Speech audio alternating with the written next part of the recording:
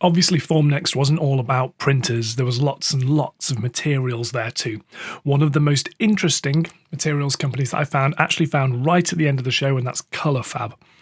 ColorFabb have got a fill series, which is basically spools of filament impregnated with various other materials.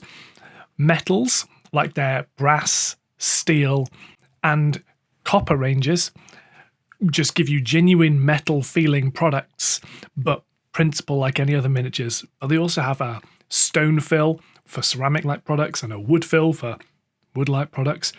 These are so impressive. I am so excited. Much more exciting though was the fact I managed to chat to the founder, Ruud Rouleau, about Project Print Green, a compostable, printable filament made with eggshells. We're just recording now, so it's just do you want to introduce yourself? Yeah, sure, thank you. My name is Ruud Rouleau. I'm 50 years old, founder of ColorFabb, background in plastics engineering, and I've been working on sustainable materials now for about 20 years. You sound amazing. Do you want to talk about what you've got going on here? Yeah, sure. So in this little corner here, we are, let's say, exhibiting what we see as the future of sustainable plastics. So the world is plastic addicted. We use about 500 million tons a year. And we've been working on a plastics alternative, which is truly natural and truly circular. This is PHA. It's not new. They call it the sleeping giant of bioplastics. It's made by fermentation of sugar, or it's made by fermentation of starch. And it represents the only true circular plastics which is biodegradable in every environment, including soil, including sea, ocean, etc. So PHA is made by fermentation. Bacteria create a powder as an internal nutrient, an internal energy reserve. So if that powder by chance, in what form, printed or as a film or whatever, gets back in nature, bacteria can digest it.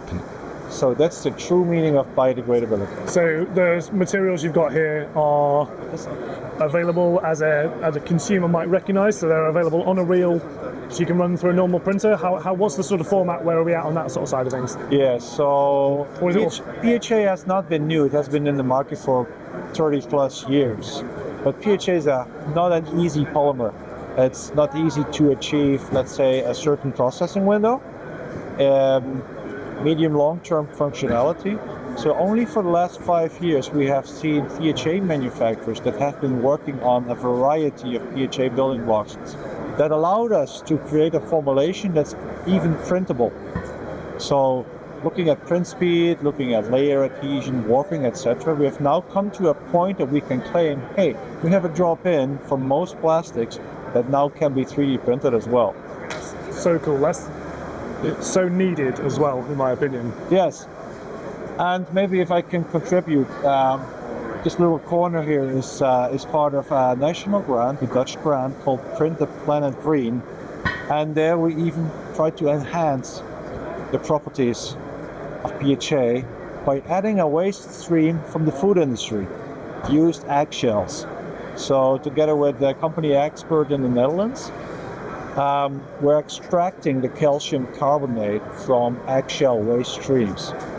And we've been able to add and concentrate about 50% eggshells from waste streams into PHA to enhance properties, reduce cost, and as you can see, it's quite a unique surface structure. It almost feels a bit plaster-like, like almost ceramic-y.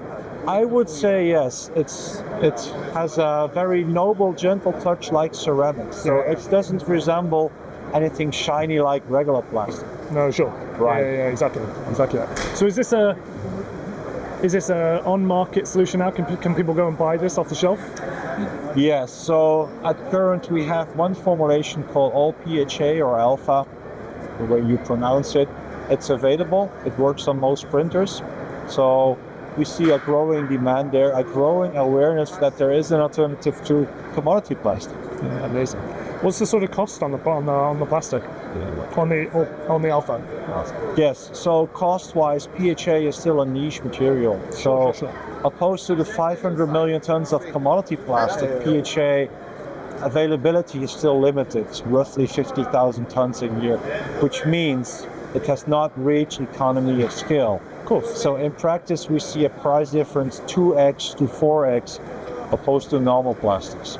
Amazing. Okay, then. But that's actually better than I was expecting. So it's just It's not too bad. It's reasonable. yeah, exactly. So you're sort of talking somewhere around sort of the £40 a kilo. That's sort of No, we're not at 40. So typically one spool goes around 30 euros. Okay, all right. It's not too bad. No, it's not too bad. That's pretty good. That's pretty good. And we don't want to overprice it because we want to actually give the feasibility. We want to get it out in the world and get people it out. using it. Yeah. Sure. 100%. Yeah. Amazing. Thank you so much. You're welcome, Cast. So I'm back from FormNext 2025 in Germany.